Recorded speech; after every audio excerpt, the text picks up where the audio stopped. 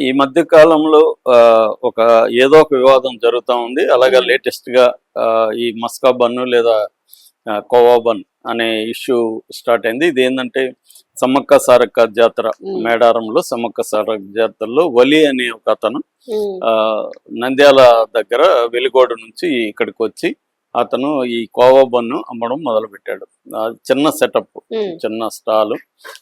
దానికేం పెద్ద పెట్టుబడి లేదు. పెద్ద వ్యాపారం గూడా కాదు. కొంచెం సరుకు, చిన్న సెటప్పు, చిన్న బన్ ఉంటది.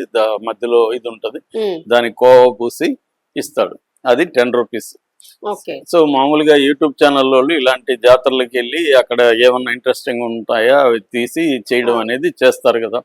అలాగా చేసినప్పుడు ఒక యూట్యూబ్ ఛానలోళ్ళు వీటి దగ్గరికెళ్ళి నువ్వు రూ. 10కి ఎలా ఇవ్వగలుగుతున్నావు? అంటే ఇప్పుడు లీటర్ పాలు రూ. 80 అయితే నువ్వెలా ఇవ్వగలుగుతున్నావు? ఇది క్లియర్‌గా కల్తీదిది. కోవా ఎట్లా కోవా పెట్టగలను? ఎట్లా ఆ! పెట్టగలుగుతున్నావు? కోవాకి అదే లీటర్ పాలంటే రూ. 80 నువ్వేమో కోవా ఇంత బూసిస్తున్నావు. ఎలా సాధ్యం? అనేది ప్రశ్నించడం మొదలుపెట్టారు. ఇదంతా ఫ్రాడ్డు అది ఇదని. దాంతో అతను నీ పేరేమన్నారు? ఒలి అన్నారు. దాంతో మిగతా వాళ్ళంతా వచ్చేసారు. దాదాపు అతన్ని ర్యాగింగ్ చేసేసారు. నువ్వు తింటావంటే నేను గూడా అప్పుడప్పుడు తింటానంటే, అప్పుడప్పుడు కాదు ఇప్పుడే తిను అని చెప్పి ఇంకా అతన్ని బలవంతం చేశారు. అతనికి ఒక పక్క చెమటలు గారుతున్నాయి. నువ్వెందుకు టెన్షన్ పడుతున్నావు అని కూడా అన్నారు. సో, ఇంకా అతను మాట్లాడలేక కళ్ళల్లో గుడ్లల్లో నీళ్లు కక్కుకొని బన్ను చెమటలు గారుతుంటూ అది తింటా ఉన్నాడు. ఆ హ్మ్. విజువల్స్ ఇవాళ దేశవ్యాప్తంగా ఈ ఫోటో గాని, ఈ వీడియో గాని దేశవ్యాప్తంగా ఇప్పుడు వైరల్ అయిపోయింది. హ్మ్. దీన్ని దీని మీద సమాజంలో 2 వర్గాలుగా చీలిపోయారు. ఒక వర్గం ఏమో హిందుత్వ బ్యాచ్ కూడా వచ్చారు. ఇతను వలి కాబట్టి. వలి హుహు. గాకుండా ఏ యాదయ్యో, గీదయ్యో అయితే ఇది హిందుత్వ బ్యాచ్ వచ్చేవాళ్ళు కాదు. హ్మ్. ఓన్లీ ఫుడ్ రూ. 10కి ఇవ్వగలుగుతున్నారా? ఇదేమన్నా కల్తీ ఫుడ్డా? ఫ్రాడ్డా? అనేది మాత్రమే చర్చ నడిచేది. అవును. ఎప్పుడైతే ఇతను వలి అనే పేరు వచ్చేసిందో దాంతో చాలా మంది హిందూ బ్యాచ్ వచ్చేసి ఇది ఫుడ్ జిహాదు. జిహాద్ హ్మ్. అంటే మత యుద్ధం యాక్చువల్‌గా. అంటే హ్మ్. మతాన్ని ఉపయోగించుకొని ఫుడ్‌ని కల్తీ చేసి హిందువుల ఆరోగ్యాలను పాడు చేయడానికి ఇలాంటోళ్ళని దింపారు అన్న యాంగిల్‌లోకి ఎళ్ళిపోయారు.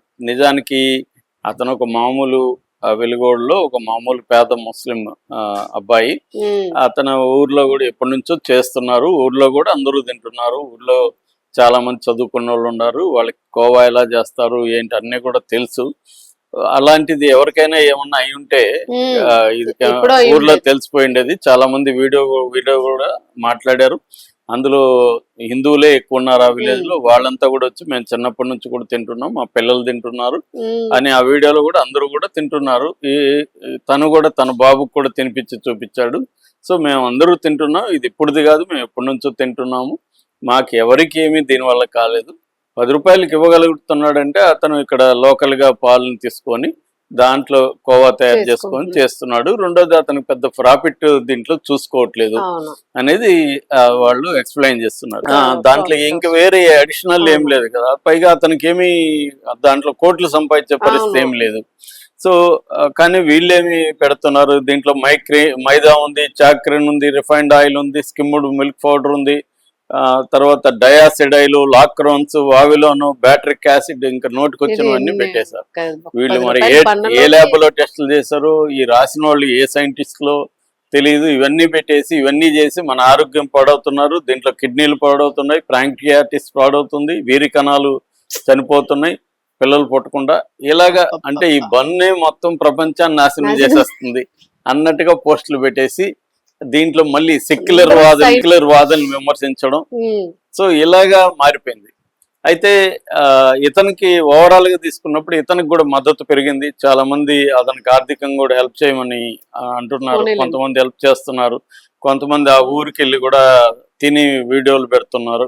అట్లాగే అక్కడ సీమకి సంబంధించిన రాజకీయ నాయకులు ముఖ్యంగా పరిటాల శ్రీరామ్ దీని మీద అతన్ని ఇలా చేయడం మంచిది గాదు. యూట్యూబ్ ఛానల్‌లు అలా చేయొద్దండి అని అతను ట్వీట్ చేశాడు. అవును. అట్లాగే నంద్యాల ఎంపీ బైరెడ్డి శబరి ఆమె గూడా ట్వీట్ చేసింది.